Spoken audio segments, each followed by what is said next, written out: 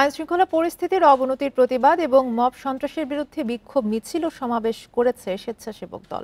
কেন্দ্রীয় কমিটির কর্মসূচির অংশ হিসেবে সারা দেশেই কর্মসূচি পালন করে দলের নেতাকর্মীরা।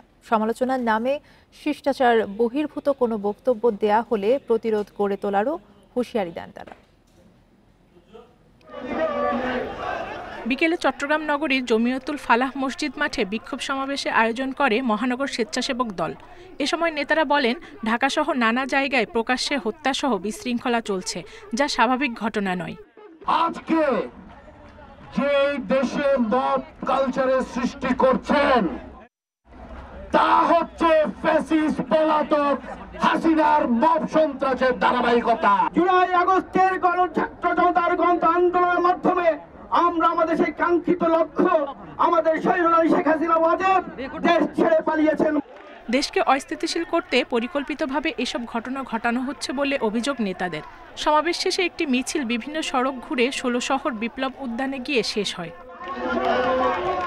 বরিশালে বিক্ষোভ মিছিল শেষে নেতারা অভিযোগ করেন, একটি কুচক্করি মহল বিএনপির নামে মিথ্যা অপপ্রচার চালিয়ে ভাবমূর্তি নষ্টের পায়তারা করছে।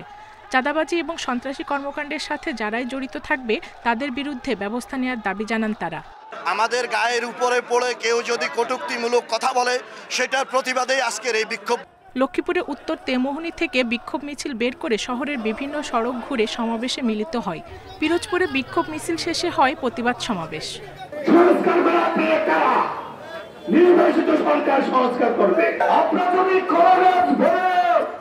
জাতীয়তাবাদী দলের সাথে ঘষাঘষি করেন, মনে রাখবেন প্রতিটি মাদার গাছ আপনাদের ছাল তুলে দেবে। এছাড়া আইন শৃঙ্খলা পরিস্থিতি অবনতির প্রতিবাদে নাটোর, মানিকগঞ্জ, হবিগঞ্জ সহ বিভিন্ন জেলায় একই ধরনের কর্মসূচি পালন করে জাতীয়তাবাদী স্বেচ্ছাসেবক দল। Zulekha Parvin, independent news.